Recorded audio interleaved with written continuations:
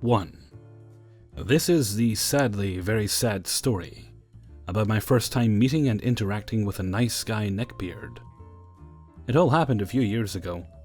I was 16 years old and grew up with role-playing festivals, as they are quite common where I live.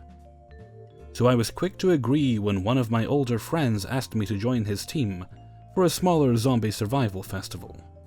It was my first and last time going to this kind of thing, but I still was pretty excited. Organization went smoothly and he soon called me to meet up. Here's the team which I thought was going to happen. Bro Chad, my friend, good-looking, popular, very kind and a good leader. Heavy, a good friend of Chad, warm personality, and super funny, very strong, and just an adorable bear. Sniper, best friends with Heavy. Good friend with Chad, smart, quiet, looks like your average white kid. Me, the only girl, medic of the group, tries to get everyone to get along. Good, nice guy, trademark bait, because I give everyone the benefit of the doubt. But where is our hero, you ask? It can't possibly ever be a total Chad, right? Of course not. Because I soon saw an unknown figure. Short, overweight, greasy hair, neckbeard, and weird, pathetic mustache. Fitting to the occasion, he wore The Walking Dead t-shirt and a weird self-made necklace. As you can maybe tell from my English, I don't live in the US, and this was my first time encountering this sort of creature. He greeted me very awkwardly, but I tried being nice and smiled very friendly. As a response to that, he suddenly grinned weirdly back from ear to ear and didn't stop looking at me. Even when Heavy talked to him, Sniper started to talk and explain various details about the festival as we sat down at the cafe we met up at. I tried my hardest to listen and concentrate on him, but I couldn't shake the feeling of being watched like prey. We talked a lot about possible characters and design ideas for outfits and props.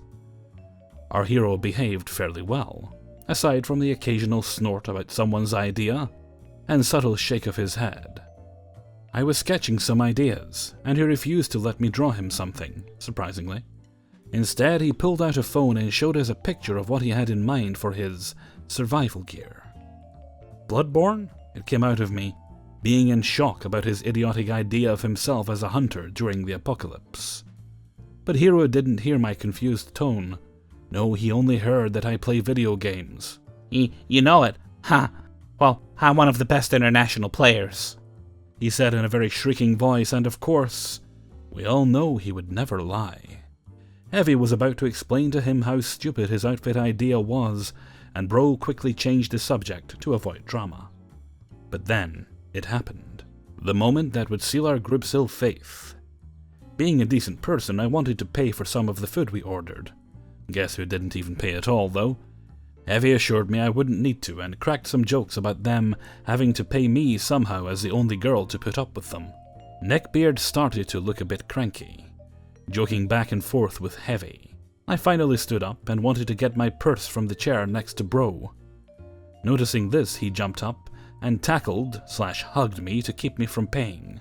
I lost my balance slightly, and was obviously startled, but quickly caught myself and laughed. But Bro had just made a vital mistake. He had touched the new waifu, which Hero claimed with his unresistible smile. And this is where Hero declared him as his nemesis, the Chad. On my way home after the first meeting, I suddenly got a notification from Chad. He apologized deeply for not telling me about Hero beforehand. I couldn't really say that I was mad or too uncomfortable at this point, so I told him it was okay, but that I was confused on why I had never seen him before. Chad told me that neither him nor the other two guys are actually friends with him, but that Hero had just leached onto them as soon as he heard they wanted to go to that festival.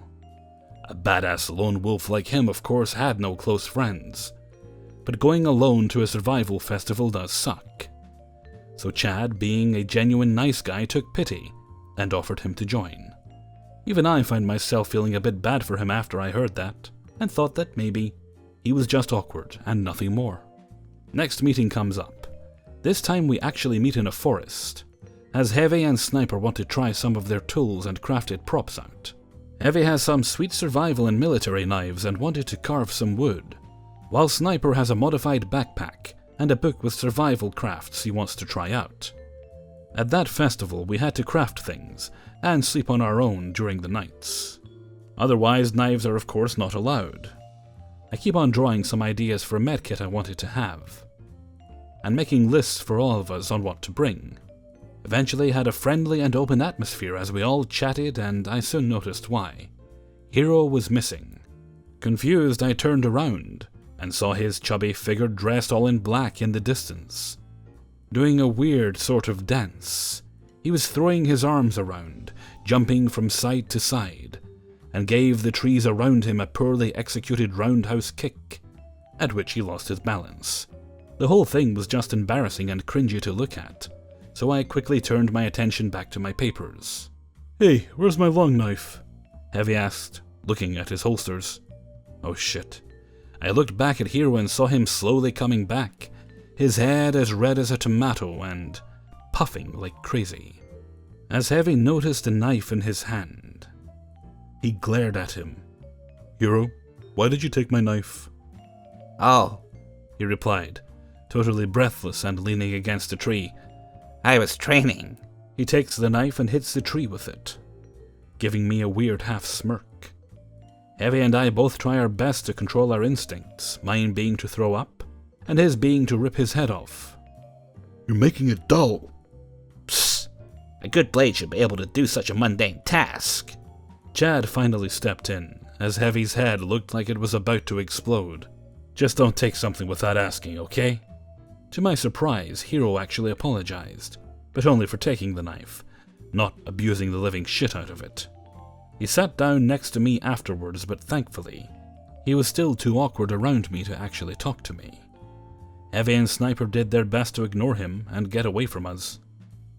But this meant Chad was sticking around with me and him, not wanting to leave me alone. Hero, now coming closer, couldn't let this happen, and started talking to me and me only, about how he loves knives and the ability to protect those he loved. I just passively said as little as possible to avoid conversation, and for my luck, Chad replied to him with things like, "That's awesome, maybe you should start a martial art," etc., which didn't sit well with Hero, being used to such strict exercises as his blade dance, but he let it pass. Eventually the other two came back, and we all started to go home. Even though we were 5 people, Hero insisted on walking next to me and keeping us behind the others, even touching my shoulder to somewhat guide me. Being cramped out, I actually kind of expressed how it was uncomfortable to walk like this, and he stopped without complaining. My hopeful idea of him just being a weird but kind kid returned. 2. Hello, my dear viewers, cringe lovers, and all-round possible weebs. Your girl May is back with another story. Albeit this one isn't as creepy, because I only come across dudes straight up proclaiming their love of hentai every once in a blue moon. Now then, let me set the stage. Background. For those of you who are new, I am a professional cosplay model. I go to a con at least once a month. I interact with both the best and the worst kinds of geeks. This particular story takes place around Christmas. The con I went to is a rather large con with lots of friendly people. Players. Me, your typical Danganronpa fangirl. I'm 17, so I'm barely legal, and I'm rather short. I was cosplaying as Chiaki Nanami at the time. She's basically a cute girl who loves video games. Asuna, your weeb of the evening, super tall and lanky, and loves SAO. She wasn't cosplaying, just wearing a Naruto fan shirt, furry cat ears and a tail. And here we go. This particular con is actually one of my favorite cons to attend, so I talk to a lot of people. Because it's so close to Christmas, there's a lot of Christmas-like activities, and it makes me super happy. I've met a lot of friends at this con in particular. And while I was hanging out, squealing a bit in joy because Santa Deadpool just gave me a free Steins Gate manga, a girl approached me. Now, my first clue should have been the ensemble of an outfit. But you have to remember this is a convention. Dressing like that is more than appropriate. She told me I looked super cute, despite not knowing where my cosplay came from. I thanked her and complimented her on the fluffiness of her ears. It started off pretty normal, considering the one-offs people have word vomited on me at cons. Well, until I introduced myself. Oh, by the way, my name is May. May I call you May-sama? What? We were talking in English, but I think to myself, maybe this is her first con, so she thinks you're supposed to act like this, and she doesn't know that Sama means master. So I said to her, "Oh no, you don't have to." "But I want to. You're a master cosplayer, you know. I want to, May-sama." This was creepy, and she was staring at me far too intensely. She introduced herself as Asuna, and in a desperate attempt to bring her back to the nice conversation we were having, I asked her what her favorite anime was. That was my biggest mistake. "Sword Art Online. I know it's not well liked, but it's so beautifully done. The girls are so cute, and Kirito is a total husbando. I want to scoop him up, or just be in there." Okay. I tell her my favorite series is Danganronpa. She says she's never heard of it, so I tell her it's a bunch of kids killing each other because that's what it is. And she looks repulsed. "That sounds disgusting, May-sama. You're a pure lolly waifu. You shouldn't be watching such horrible things." Damn, I still hate being called a lolly. I tell her I like psychological horror. The girl I'm cosplaying is from it. Also, I'm not a lolly. "Shame on them for putting such cute girls in this series, then." "You are. You're a pure lolly waifu. One who is the master of me, May-sama." Wait, what? Then she proceeded to try and tell me it's "as I command Bok-chan, young master," in Japanese. But it kind of sucks for her that Japanese is my second language, and I can tell the horrible failure of pronunciation she did. So I just decide to shatter her thinking by stating, "People die in Sword Art Online." "Yeah, but they just kind of disappear. It's peaceful." No, it's not. They're in their own killing game. Anyway, I'm allowed to like what I like. "You'll never get a husbando like that. Kirito loves me because I'm pure." Kirito does what now? This took me back, because I'd met neckbeards who thought they loved waifus. And I actively ghost our waifuism for the cringe. But I never actually considered that this semi-furry was also one of those people. Also, I'm gay, so I'm going for fictional characters I want. A chick, man. I'm not straight, so I guess I wouldn't get a husbando. This was my second mistake. "Oh no, I can't talk to you. Girls who don't understand husbando love are way beyond tainted." I feel like I've been blindsided so many times during this conversation. Also, side note, I don't like Kirito as a character, and that has nothing to do with my flaming love of titties. "What a shame. I wanted you to master me in cosplay. Kirito would love for me to dress up in a slutty kawaii outfit, but pass it off as cosplay." What happened to being pure for husbando? That doesn't sound very pure. And I mean, I'm used to being slut-shamed. Just look at the Chan-Chan post. But my outfits aren't actually slutty at all. Look up Chiaki Nanami, and you'll see what I'm talking about. So I was pretty much done with that. I got up and walked away. 3. Hello everybody. This is a story about me when I was younger. About 14 or 15, so we'll go ahead and call me Dottie. There are 3 other people. My dad, a sweet guy who just gets a little too into his work at times. Lazy, the nonchalant, overly chill manager of a comic book shop, who doesn't seem to care about customer interaction as much as he should. And then there's Comicbeard, the nasty fuck we'll be talking about in today's story. So in my younger years, I say that even though I'm only 20, I loved comic books. There are about 2 end-table drawers full of comics ranging from 1970 to 2012 in my old room at my dad's place.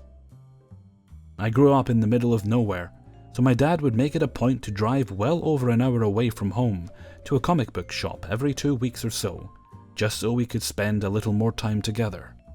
It was great, except for the fact that my dad would always get business calls at the most inopportune times. But he runs his own small business that he's built from the ground up, so that's to be expected. Doesn't feel right to blame him for getting calls from potential clients.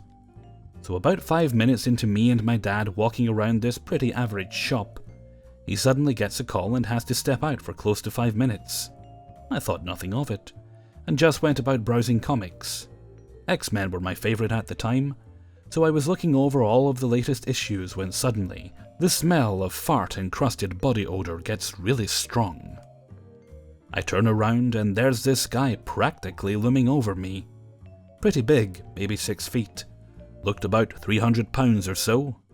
Blonde, obviously over-bleached and damaged hair, and patchy brown beard with a lot of crumbs in it. Complete with a Batman shirt made this guy instantly come off as somebody I didn't want to be around. This guy was definitely twice my age, so I'm feeling a little intimidated. He's looking right at me, so I assume that I'm standing in the way of something he wants. So I step closer to the shelf I was looking at. He didn't move a single damn inch. Eventually he tries to get my attention by waving his hand way too close to my face. Hello? Hello? About time you say something. I've been standing here forever. He tries to joke, but I can see his face is a little red. He was mad at me for making him wait to be acknowledged. Sorry. It's okay. You find everything okay? I look and see that there's a name tag on his shirt, so that made me feel a little better about him getting in my business. Not a lot, but definitely a little. I figured that maybe he was just a socially awkward guy who just started there. Oh, yeah, I'm just browsing right now. Okay, well, if you need anything, my name is Comic Beard. I nodded and then went back to looking over the recent issues. But Comic Beard didn't leave. Instead, I could tell he was looking over my shoulder. I try to make it seem like I'm focusing on the super detailed cover art, but I've never been good at pretending. He was definitely able to see right through me. So, you like X-Men, huh? He backs off a little and I turn to face him.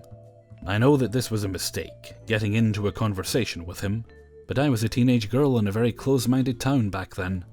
Most girls my age considered me a boy for reading comics, even though most of them read graphic novels about superpowered teens, and most boys saw me as a freak for liking what they considered to be boy things. In short, I never had anybody to talk to about this stuff. So somebody actually wanting to talk with me about my interests was like a breath of fresh air. A breath that would soon be knocked out of me. Yeah, I love the X-Men. I like how... And he put his hand way too close to my face again, signaling me to shut up. That's nice, he started, a weird air of superiority emanating from him. Name all of the characters from the comics and I'll let you buy it. I was fucking floored. Do you know how many characters have been in the X-Men series? Well over 100. It would be impossible to name all of them in one go unless you lived, breathed, and ate nothing but lore. But as the shy, submissive punching bag of a kid I was, I try to comply so he'll leave me alone. Mystique? Wolverine? Jean Grey? Again, he waves his finger in my face and shakes his head. At this point, there's laughter coming from behind the counter. I knew it was the manager, Lazy, because I saw him when I walked in with my dad. He didn't say hi to us or even acknowledge us, but he sure was paying attention now. You can't name any characters from the movies either. Comic Beard had a disgusting, smug smile on his face. He seemed happy that I appeared to be clueless. Nerd culture elitism, gotta love it. I try and name a few: North Star, Namor, Dazzler, Mercury, that sort of stuff. They keep spouting like, North Star's not really part of the X-Men since he was on a different team first. At this point I'm incredibly uncomfortable and accidentally say, Green Lantern? Since one of those comics catches my eye a little bit away, and I try to focus on that instead of the big smelly jerk in front of me. Comic Beard and Lazy start howling with laughter. and I feel like I'm about to cry. I just wanted to enjoy comics. My dad came in not long after that, and I take the chance to go over to him. Now, my dad is in no way a moron. He saw how hard those guys were laughing and how upset I was, and we left immediately. I haven't really been into comic books since then. I just can't get the thought of liking the same comics as those two jerks out of my head. I've been trying to get back into them, and it's been fun. Anyway, I think that about wraps up the story. Thanks for reading. May your trips into nerd culture never be tainted by some gross elitists. 4. Be me. Chemical Uprising 22, engaged, a few months away from tying the knot to Chase, 23 male. Do not under any circumstances be Neckbeard Mike, a greasy large ball of stinkin' euphoria, pube beard and all. So after the last encounter I had with Neckbeard Mike, check my older Reddit posts, where he basically admitted to receiving head from a 12-year-old girl, I wanted to keep my distance. To quickly summarize what happened after that, I managed to get in touch with a friend of Neckbeard Mike's who actually knew the girl and her boyfriend, and the cops got involved. PM me if you want more information. This story takes place 2 years after that. I told Chase everything straight away, and he wasn't comfortable with me hanging around with Neckbeard Mike anymore. He said he didn't mind messaging, and understood with Neckbeard Mike's breed that I needed to slowly wean him off instead of going cold turkey. Understandable. Regardless, I basically stopped replying to Neckbeard Mike's Facebook messages, and eventually wanted to delete him off social media once he realized I wasn't going to reply. The logic behind this was that if I gave him some time to process that I wasn't his friend anymore, he would get the hint on his own and move on. Goodness gracious me, that's not what bloody happened. Over the next few months, it was easy for me to forget that Neckbeard Mike existed at all. I was busy with wedding preparations, and had landed my first real job teaching the 2nd grade. Life was actually going really well. That is until the messages started back up. Neckbeard Mike: "Hey, Chemical Uprising, how's things hanging, princess?" Shudders. Me: "Hey, Neckbeard Mike, things are good. Hope things are good with you." Neckbeard Mike: "Just continuing devoting my life to food and not much else. How's Chase? The wedding's coming up. I can't wait to wear my finest clothes. I was looking online for monocles. I feel like I would look so dapper with one at a formal event." Me: "He's well, thanks. Nice chatting with you. Hope everything is good. Chat soon." After that last message, Neckbeard Mike left me on scene. This was quite strange coming from Neckbeard Mike, who was a literal psycho, and would usually message me a shit ton, and then write vague Facebook statuses that I knew were about me when I wouldn't reply promptly. He wrote one status after the message exchange, simply saying, "Women aren't what they used to be." Charming, Neckbeard Mike, as usual. I totally forgot about my ass being left on scene, and again went about my life. A week later, and 2 weeks before my wedding, I received a notification on Instagram about a comment Neckbeard Mike had left on one of my recently posted pictures. It was a selfie of Chase and I, with a corny-ass caption saying something like, "2 weeks to go." Neckbeard Mike, being a straight creep, commented on the photo saying, "I still haven't received my invite to the royal wedding. The monocle has been bought and is patiently waiting." Now this is when I started to get worried. Knowing how Neckbeard Mike is, he would do something crazy like show up to my house and ask where his invite was, and I very obviously was not inviting him. I deleted his comment and blocked him on Instagram. I hoped he wouldn't notice. He did. He rang me straight away. I didn't pick up. He rang again. I too ignored that call. Eventually, after over 10 calls, he left a voicemail asking why I was avoiding him and, "Is our friendship worth nothing to you? Before Chase, I was the most important male figure in your life. Does that mean nothing to you?" He also said that Chase was a player and didn't deserve a fine woman to have as his plaything. I saved the voicemail and didn't reply to him in any way, shape, or form. I blocked him from all social media because I was done with him constantly harassing me. Sad that it took me so long for me to realize it. Flash forward to the day before my wedding. Neckbeard Mike was totally out of my mind, and I was so excited to be marrying my best friend in the entire world. Sam, old friend from uni who initially introduced me to Neckbeard Mike, because they went to primary school together, messaged me, excited to be coming to the big event tomorrow. She also let slip that she may or may not have accidentally told Neckbeard Mike where my wedding would be. I was furious. It may have been wrong of me, but I told her not to show up at my wedding because she had literally betrayed me. And this was literally the last thing I needed. I called my cousin, who I knew would handle it if shit hit the fan. I tried to forget about it and relax. Strangely, I did. I shouldn't have been so calm, though. The next day, the ceremony in the morning was beautiful. Everything went to plan. I had forgotten about Neckbeard Mike, and as we arrived at the hall, I couldn't wait to dance the night away.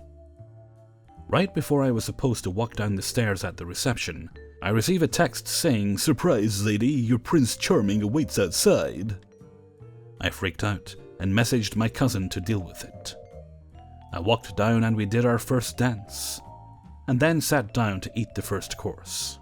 Right before I put the first spoonful into my mouth, I spotted a cowboy hat amongst the crowd of people between the tables.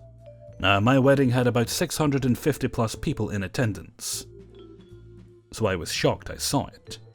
There's only one person I knew of that would wear a fucking cowboy hat to a formal event, and that was the one and only Neckbeard Mike.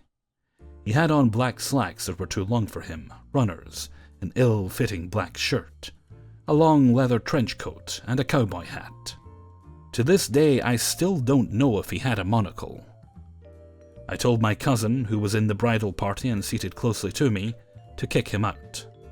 I saw him drag Neckbeard Mike outside. According to my cousin, who told me what happened a few weeks later, Neckbeard Mike wanted to fight for my honor, and try to fight my cousin, who is a boxer. It ended up with Neckbeard Mike getting his nose broken, and my cousin calling the cops to remove his trespassing ass. I never heard from Neckbeard Mike again. 5. When I was in high school, I was in their chorus. My best friend joined me in our last year of high school, since she had space available in her schedule. There was a guy in our class, I'll call him Daniel. It was no secret he was into both me and my best friend.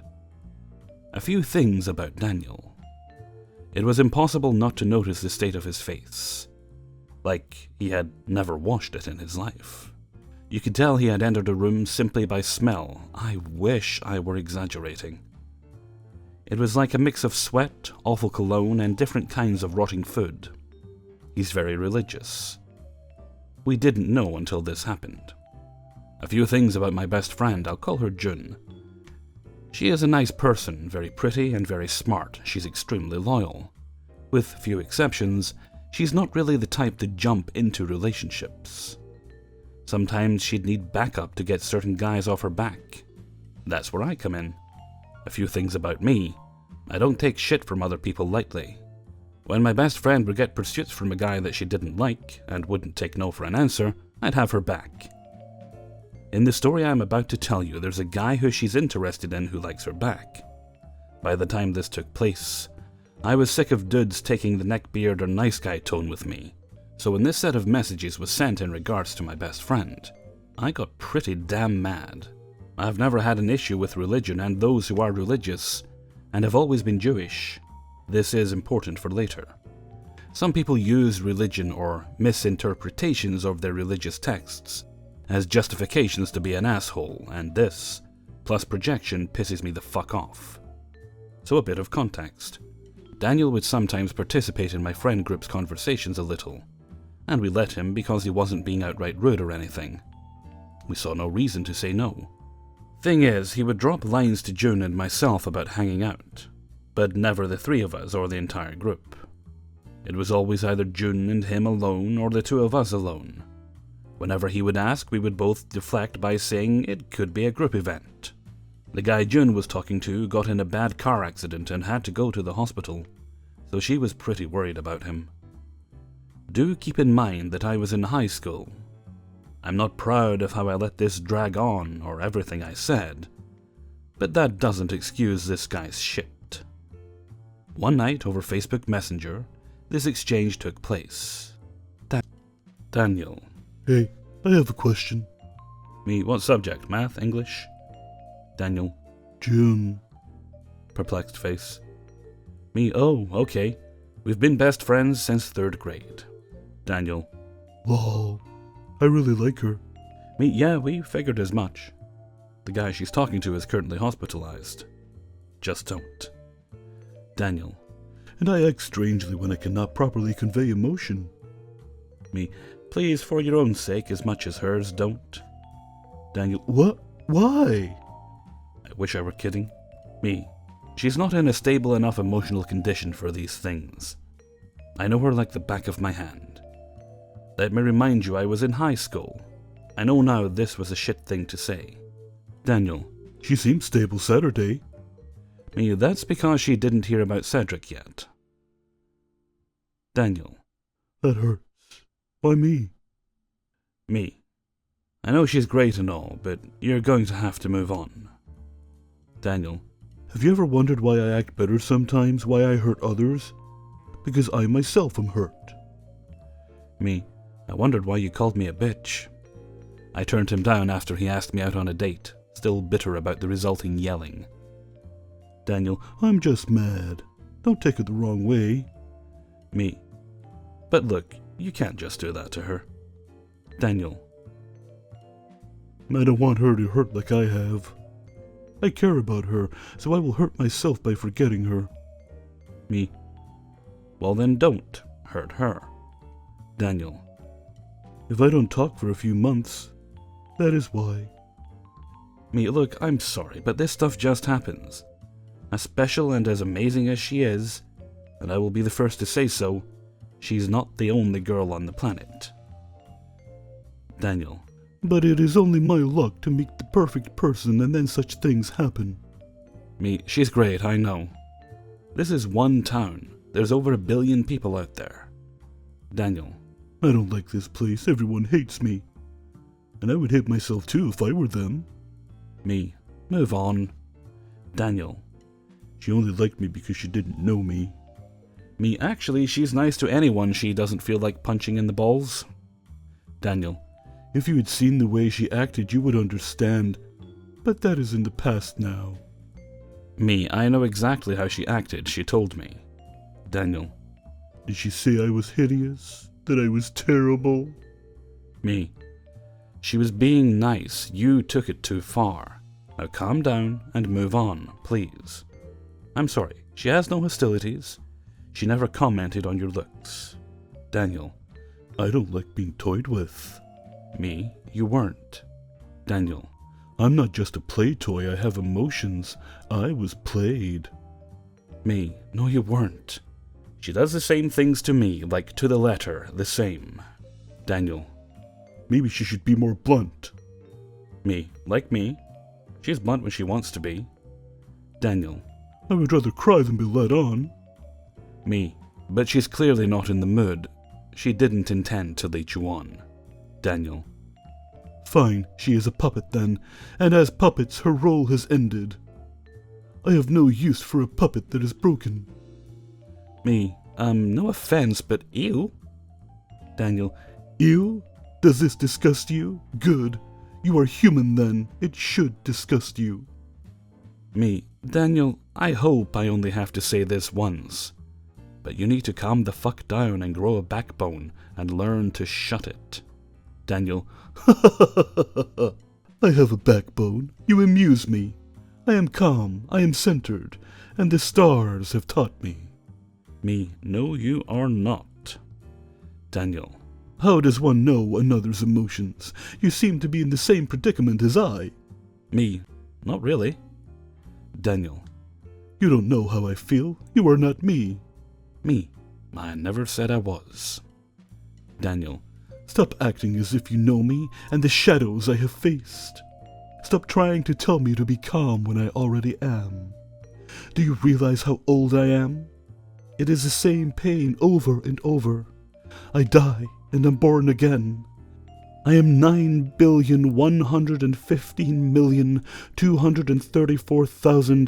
9,115,234,353 years old. Older than some stars. You will see your role in the universe eventually. We are all just puppets to him. And I was officially done with his shit. After getting pissed the fuck off, a part I'm skipping, I decided to mess with him. I said, I am sin. Daniel, By saying you are sin, you are saying that you are a child of sin. me, would you mind leaving that for a second? So far you have tried to convert me, which brings me to the question of whether or not you are one of the door-knocking kinds of Mormons. Daniel, I despise Mormons. They are false prophets. me, no, I mean I'm the devil's mistress, and you sound like a lot of door-knockers. Daniel, So you are a succubus. That is what devil's mistress implies. As a member of the church, I have a duty of banishing demons. me, okay. Daniel, Funny? Is it funny? me, yeah. Daniel, Really? Who is your maker? me, my parents, they're lovely people. Daniel, Okay, first you claim to be a succubus, and now you're playing games with me. Quit it. last I heard, he transcended from neckbeard to incel. Hey everybody, Hellfreezer here, and thank you very much for listening to Neckbeards in the Wild, number 7. And thank you very much to everybody who allowed me to use their stories in this video. Felt like we were in need of a beardy Sunday. It's one beardy, yeah. Beardy like Sunday morning, yeah. And even though I'm recording this like 8:30 on Friday night, but we'll not quibble. I hope you're all having wonderful, exciting weekends. I myself will be having a wonderful, exciting weekend by hopefully cutting the back grass, because, oh lordy loo, it's quite bad. So bad I was actually going to do it before I started working today, but it was a bit late. Not everyone in this street feels the same, but I don't like to start doing like loud, noisy yard work after 7 p.m. That's just a courtesy to the neighbours, you know. But like I say, not everyone feels that way. But I shall get it done and beat it into submission. Okay, with that, I'm going to head off for now. So until next time, thank you for listening, and take very good care of yourselves.